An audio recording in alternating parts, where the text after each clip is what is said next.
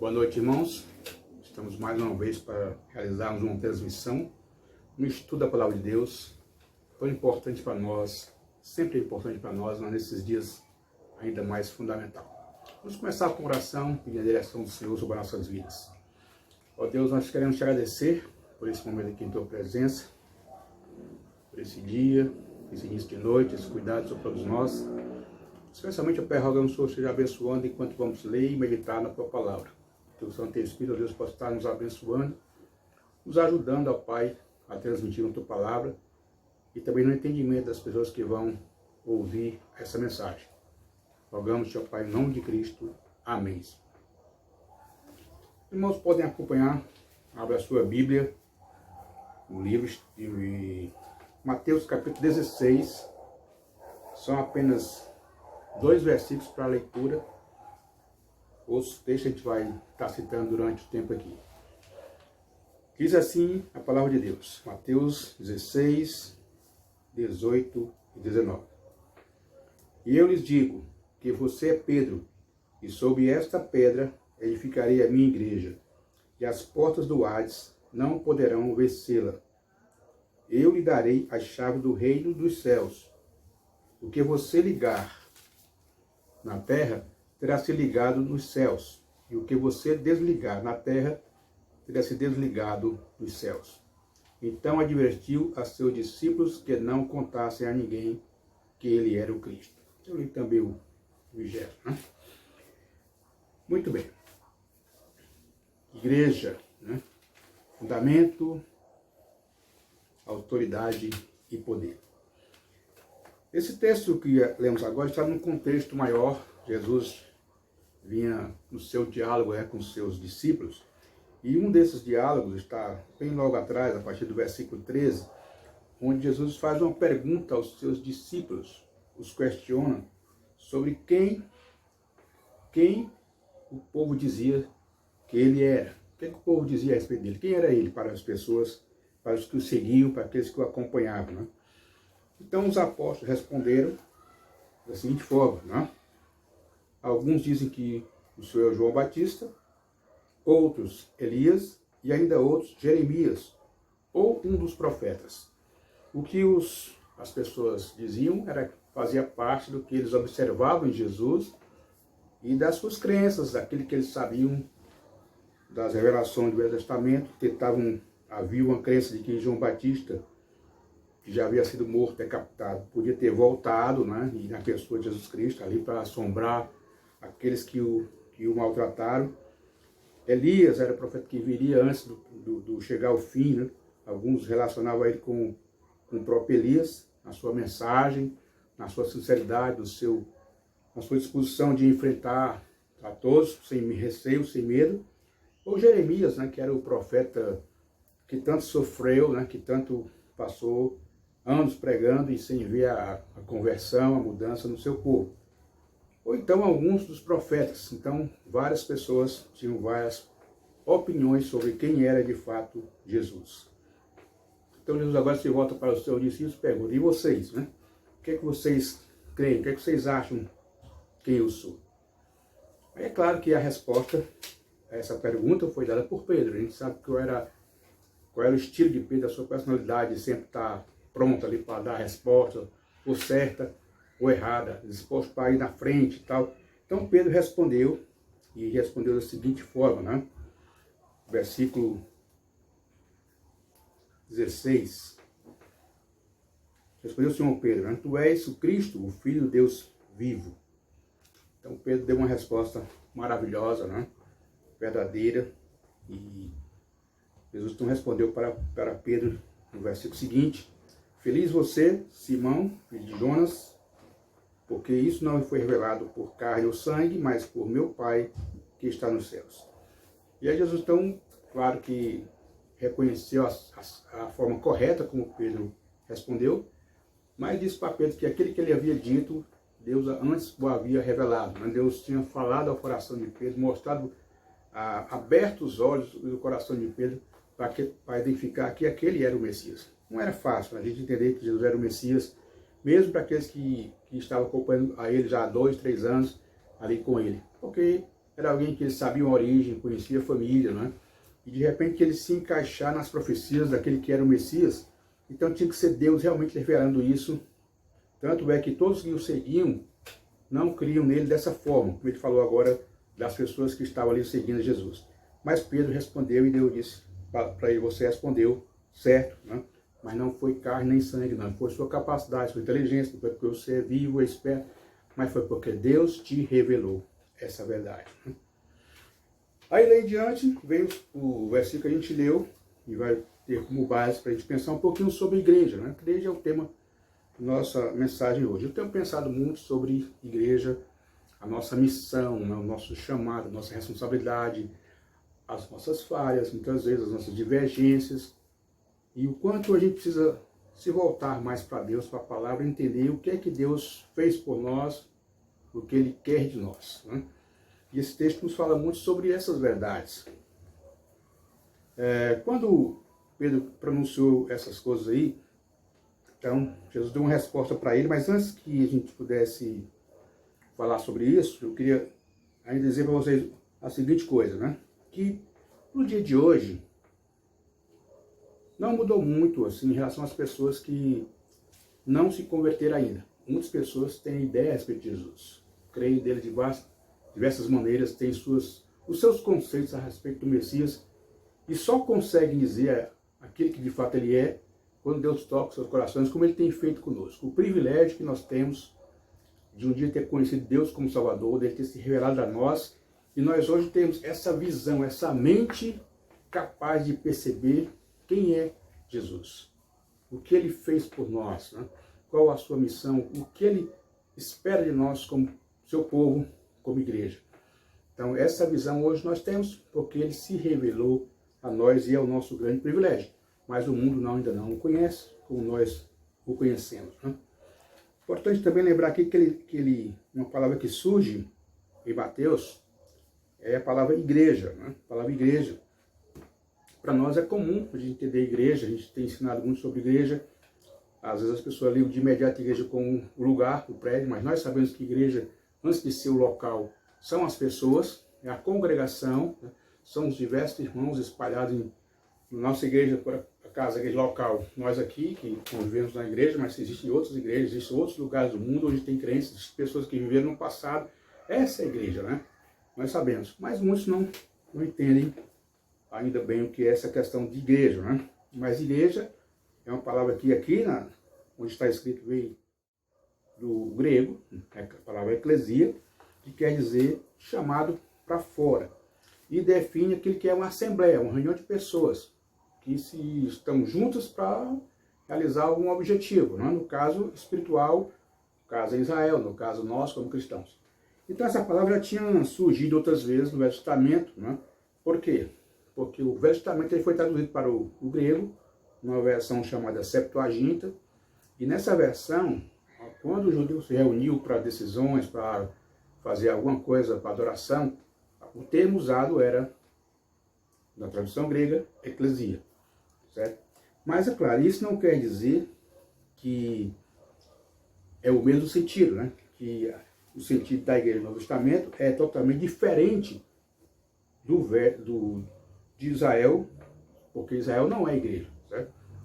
No sentido de que a igreja é uma ideia nova, um revestimento novo que Deus deu ao seu povo, uma revelação que antes não era dada àquele tempo a Israel, que veio depois com Cristo, e depois que ele iniciou a igreja, né, que ele profetizou aqui, e que a partir de Atos, capítulo 1, 2, por aí, quando veio o Pentecostes, foi que a igreja deu início. Né? Então a igreja, essa palavra, embora ela tenha sido vista anteriormente no Velho Testamento, ela não tem um significado igual. Por quê? Israel não é igreja e nem igreja é a continuidade de Israel. Uma coisa é diferente de outra, né? Os judeus que hoje são convertidos, desde a época de Cristo para cá, eles fazem parte da igreja, né? Porque são agora uma nova criatura. Muito bem, então voltando aqui ao versículo 18, depois que Pedro tem essa revelação de Deus a respeito de quem era o Jesus, Jesus fala para ele o seguinte: e eu lhe digo, que você é Pedro, e sobre esta pedra edificarei a minha igreja, e as portas do Hades não poderão vencer, não prevalecerão contra ela, né? Outra versão diz, né? As portas do inferno, né? Então, o que é que a gente pode aprender com esse versículo agora, né? Falando sobre edificar, né? O texto começa dizendo assim, eu te digo, né? Eu estou lhe dizendo, eu lhe digo agora, né? Ou seja, uma forma clara, direta, enfática de Jesus expressar aquilo que ele vinha dizer logo em seguida. Ele fala ali com autoridade, né? Ele faz declarações que somente ele pode fazer, com o poder que ele tem, com o conhecimento que ele tinha ali e com a autoridade dada por Deus para que ele ali transmitisse para Pedro e para os apóstolos o que ia ocorrer dali para frente, o que seria de fato a igreja, né? Então Jesus diz, eu lhes digo, eu te digo, né, que tu és Pedro, né? E sobre esta pedra edificarei a minha igreja. Esse versículo, são dois versículos aqui bem curtos, né, mas que tem gerado uma debate ao longo dos muitos anos, desde que eles existem aí, especialmente no início da igreja para cá, né, em épocas mais que outras, né, na época da Reforma. Então, isso se discute muito, e ainda hoje tem interpretações diversas. A gente vai falar um pouquinho de uma maneira simples, para que você possa entender e ser edificado, que é o nosso propósito, certo? Embora na nossa língua, em português, não haja uma diferença, porque tu és Pedro e sobre esta pedra ficaria a minha igreja, quando se conhece um pouquinho o original grego, você percebe que essas duas palavras são diferentes, né? A palavra que é usada para Pedro é Petros, que quer dizer uma pedra que se desprende de uma pedra maior, de uma rocha, que no caso é Petro. Então Jesus é Petro, que é a pedra fundamental, a grande pedra, e pedra é aquela pedra que vamos dizer, se desprende, que não é aquela tão grande, uma pedra, né? Há essa distinção, né? Essa discussão vai longe. Alguns dizem que no aramaico, que era a língua que eles falavam na época, não havia distinção nas palavras. Mas ninguém sabe como Mateus escreveu. Se ele escreveu em aramaico ou escreveu rabisco em aramaico, e quando escreveu no grego, mas no grego ela tem essa distinção, embora para nós aqui seja a mesma palavra, né? Mas no grego há uma distinção entre pedra e pedra, né? Uma rocha, vamos dizer assim, né? Muito bem. Mas o que é importante é o que ele afirma aqui, que tem gerado a discussão. Tu és Pedro, e sobre esta pedra edificarei a minha igreja. A gente sabe que tem aqueles que creem, né, que essa pedra era Pedro e que a igreja foi edificada sobre Pedro. Daí vem a história de Pedro ser o primeiro bispo de Roma, e papa, e autoridade. Quer dizer, tudo isso aí vem dessas interpretações, né? Mas o que é que a gente pode entender, não só olhando pelo texto aqui, mas outros textos, né? Outras afirmações, tanto de Pedro como de outros apóstolos que escreveram posteriormente, e de tudo aquilo que ensina o Novo Testamento sobre essa questão. E a pergunta é, quem é o fundamento da igreja? Nós sabemos o que é o fundamento, né? O fundamento é a base, né? Se você constrói um edifício, uma casa, o fundamento é o alicerce, né? O alicerce você coloca ali de uma maneira firme, e depois que ele é colocado, o que vem acima dele é o edifício, mas o alicerce, ele é único, ninguém faz outro alicerce, já existe aquele, né? Antigamente se dizia que a pedra fundamental ali, existia uma pedra maior e outras pedras que podiam compor, mas existia uma pedra que sustentava todo aquele edifício, era chamada pedra fundamental. Então a pedra fundamental, o fundamento, né, a base, o alicerce, quem é o alicerce da igreja? É Cristo? É Pedro? Ou quem seria, né? A gente, olhando o que a Bíblia revela e a própria história, a gente sabe que Pedro foi uma figura muito importante. Entre os apóstolos já se distinguia nas suas respostas, no seu imediatismo, em termos de ação, às vezes acertando, às vezes não acertando, né? E depois, quando Cristo se foi, né, foi aos céus e a igreja continuou a sua obra, Pedro foi uma figura importante. A gente vê falar muito de Pedro em Atos. Posteriormente, Pedro escreveu 2 cartas que foram colocadas na Bíblia como palavra de Deus. Então, a gente sabe muitas coisas a respeito de Pedro, além da história, né, que relatou algumas coisas sobre o seu ministério e a sua importância, né? Então Pedro, a gente sabe que ele foi uma pessoa importante, aquele que Deus usou para pregar inicialmente lá em Atos, no dia de Pentecostes, né? Pedro, que foi o primeiro que evangelizou um gentio, né? Pedro fazia vamos dizer, aquele link entre os novos convertidos na igreja, que era formada de gentios e judeus. Então ele, por ser judeu, ele tinha aquele ministério entre os judeus também, a gente vê isso na sua própria carta. Então Pedro foi fundamental como líder, com uma coluna dentro da igreja, isso é inegável, né? Mas qual era a visão que Pedro tinha de si mesmo? Pedro se achava realmente ele a base da igreja, o fundamento da igreja, que ela foi edificada sobre ele, né? Entendemos que igreja, nós hoje temos essa percepção, ela vai muito além do prédio e das pessoas, porque a igreja é o próprio corpo de Cristo, né? É o plano de Deus para levar esse evangelho ao mundo. E onde ele ia manter a base desse prédio? Onde ia ser a sustentação dele? Em uma figura, em um homem, ou no próprio Cristo, no próprio Filho de Deus, né? Então Pedro, quando fala sobre isso, a gente quer ler aqui um texto de 1 Pedro 2, 4 a 6. Acho que até o 8. Pedro diz o seguinte: à medida que se aproximam dele a pedra viva, próximo de Cristo, rejeitada pelos homens, mas escolhida por Deus e preciosa para ele. Vocês também estão sendo utilizados como pedras vivas na edificação de uma casa espiritual para serem sacerdócio santo, oferecendo sacrifícios espirituais aceitáveis a Deus por meio de Jesus Cristo. Pois assim é dito na Escritura: eis que põe em Sião uma pedra angular, pedra principal, né? Escolhida e preciosa, e aquele que nela confia jamais será envergonhado. E pedra de tropeço, e rocha que faz cair. Os que não creem tropeçam, porque desobedecem à mensagem para que também foram destinados.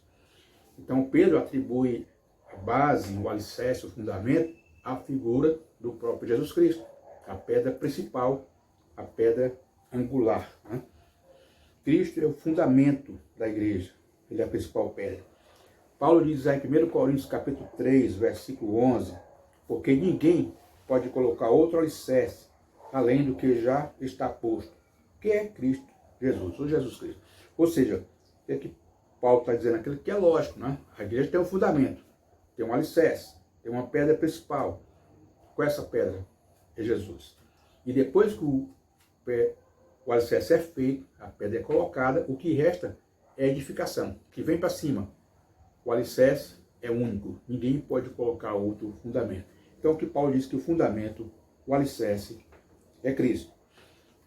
Também Paulo falando lá em Efésios 2, versículo 20, ele diz: edificados sobre o fundamento dos apóstolos e dos profetas, tendo Jesus Cristo como pedra angular. Então Paulo aqui, ele inclui um pouco mais, abrange um pouco mais desse fundamento, ele diz, olha, a pedra principal, aquele que sustenta o alicerce, é Jesus.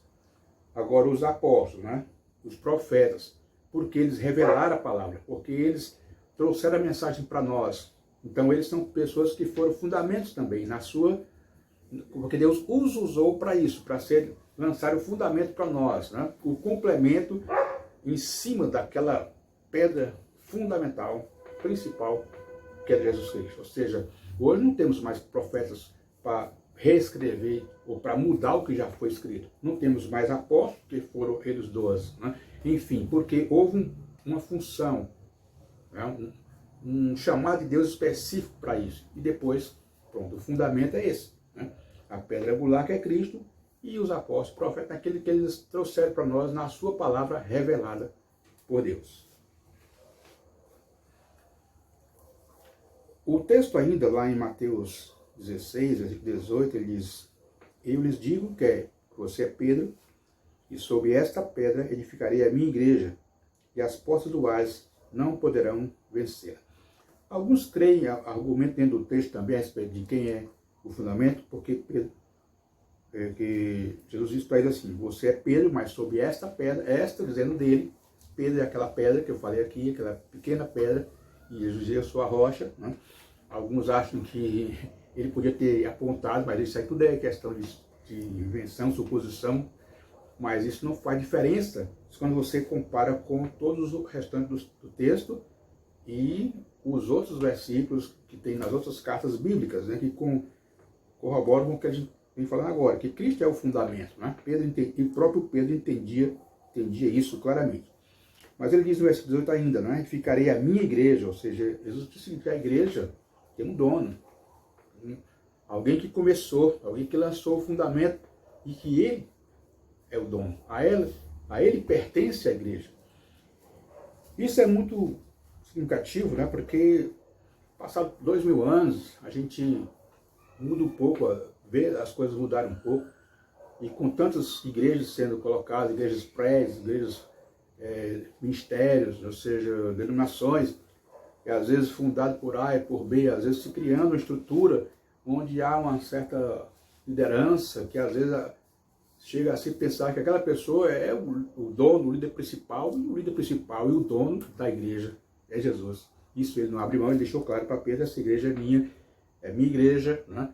Eu sou o fundamento, né? Vocês vão ser os alicerces que vêm depois, né? Aquele que complementa com a sua palavra que você vai receber do Espírito Santo, mas eu sou o fundamento principal, eu sou o dono da igreja, né? Eu sou o dono. E isso também nos dá uma tranquilidade, porque se ela não pertence a homens, os princípios não estão ligados aos nossos próprios conceitos, aos nossos erros, aos nossos preconceitos, né?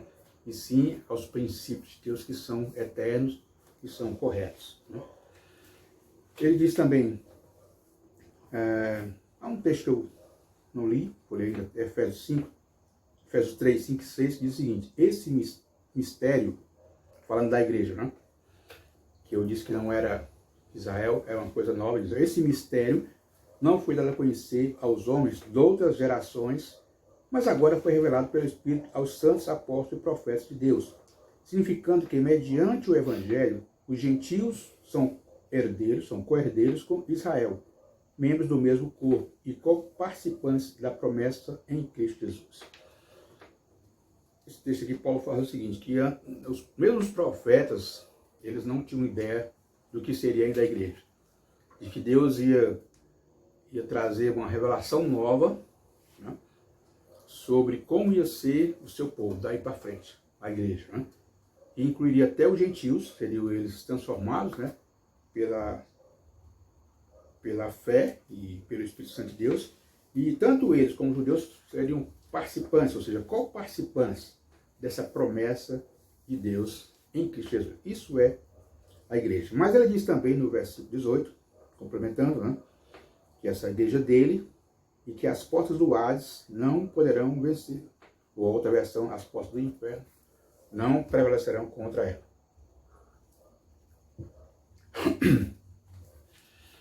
O que ele quis dizer com isso, né? Quando fala as portas do inferno, dá a ideia de uma autoridade, sei lá, espiritual, negativa, né, ligada à morte, né, ligada àquilo, o destino daqueles que não amam a Deus, que não buscam a Deus, os ímpios, né?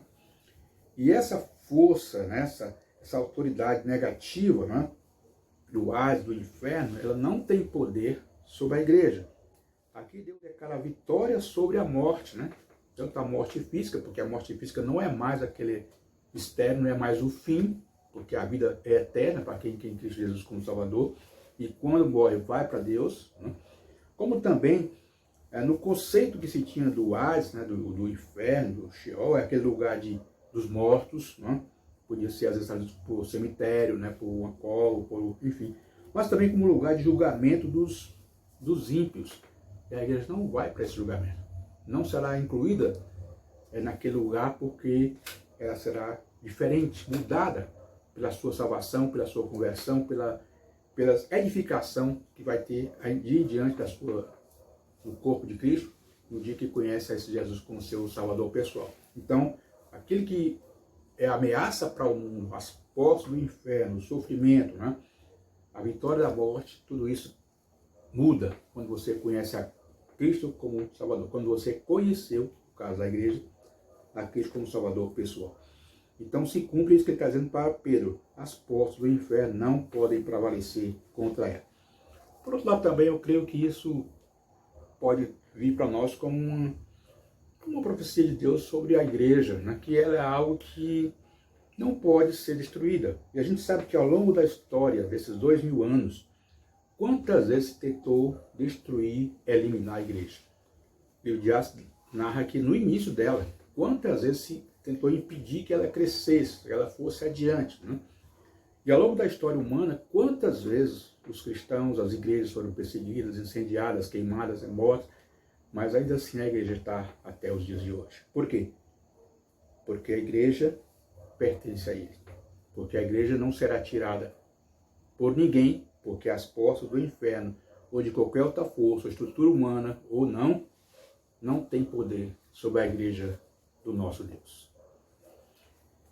Muito bem. Versículo 19, para a gente concluir aqui.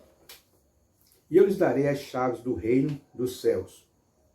O que você ligar na terra, terá se ligado nos céus. E o que você desligar na terra, terá se desligado nos céus. Existem algumas simbologias ligadas ao que está aqui escrito, né? Como ele fala as chaves do reino, né?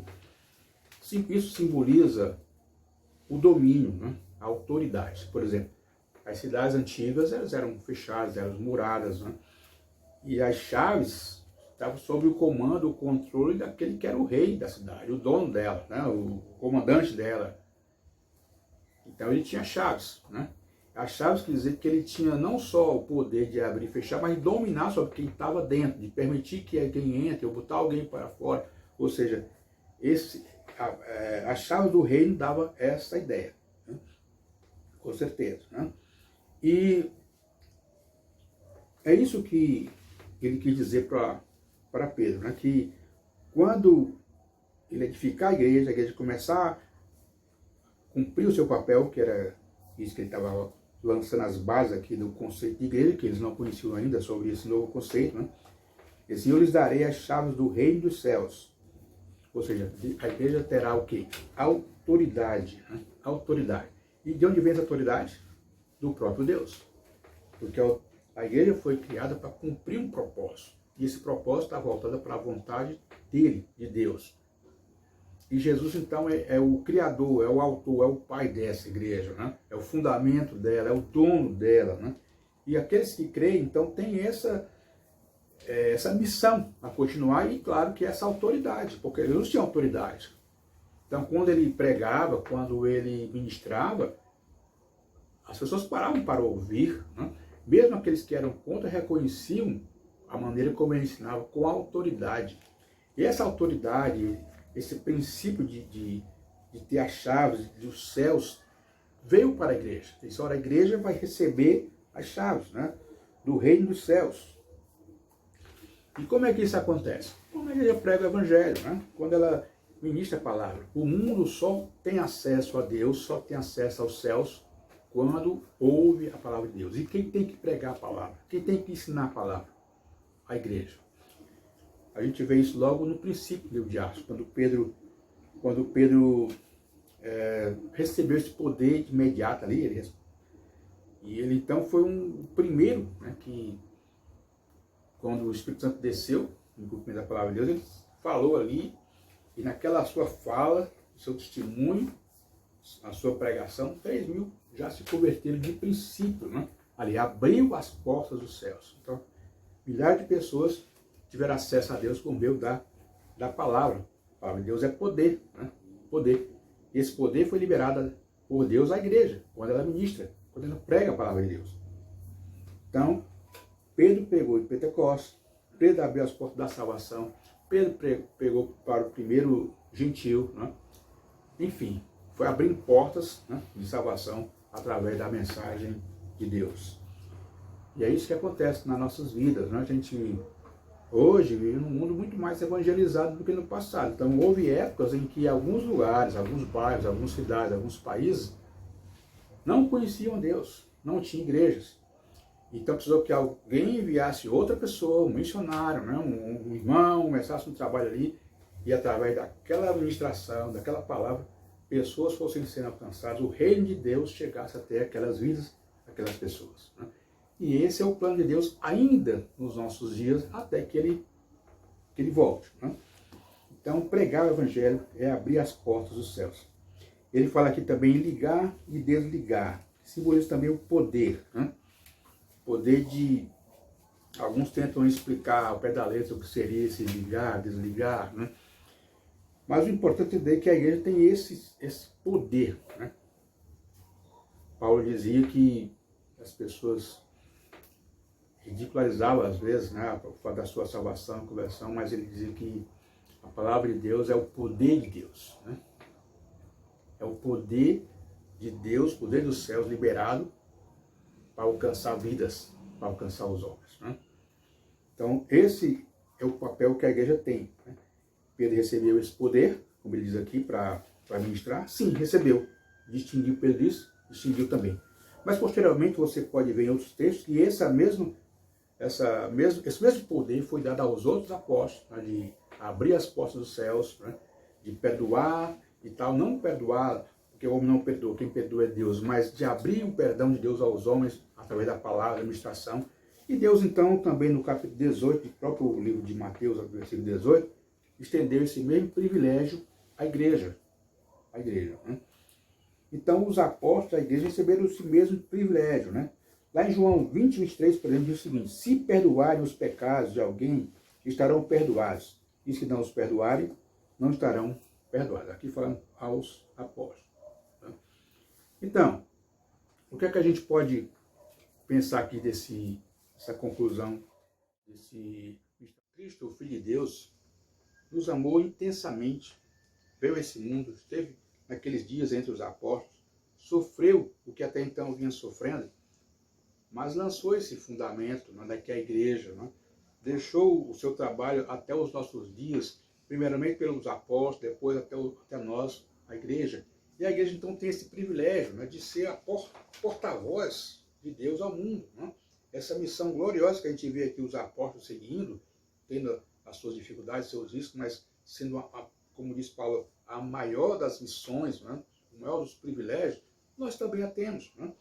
E isso a igreja tem esse poder que ele demonstra aqui, esse privilégio de saber que o fundamento, uma vez lançado, continua, que a igreja ela não acaba, ela não é destruída, as portas do inferno não prevalecem contra ela, que nós hoje estamos preservados, que não vamos passar pelo inferno, que a gente tem lugar garantido nos céus.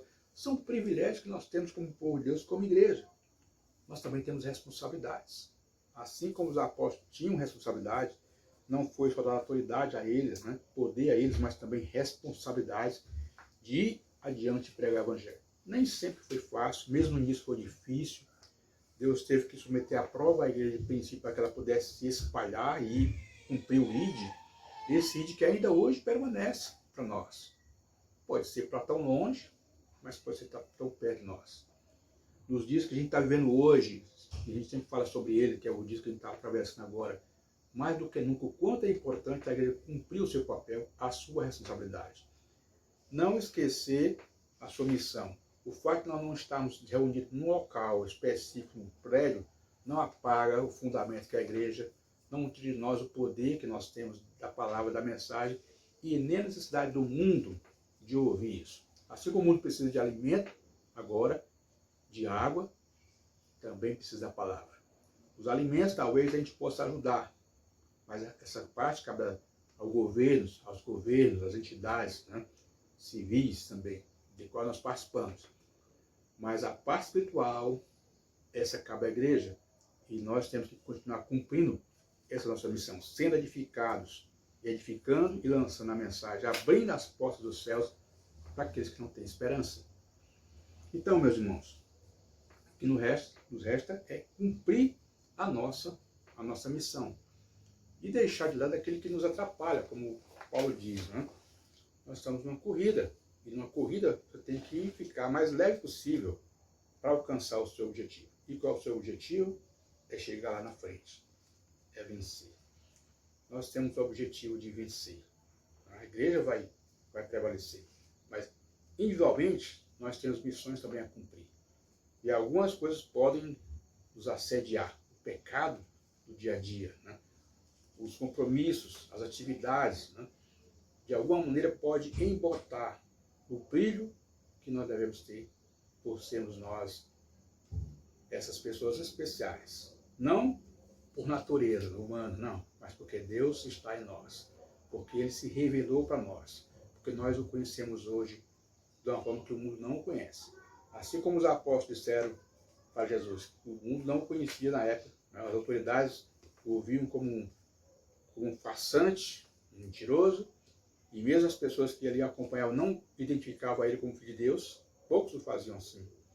Hoje ainda permanece o véu do imundos. E quem que pode levar a luz para as pessoas? A igreja. Então, meus irmãos, vamos cumprir a nossa missão. Que Deus abençoe a sua vida. Amém?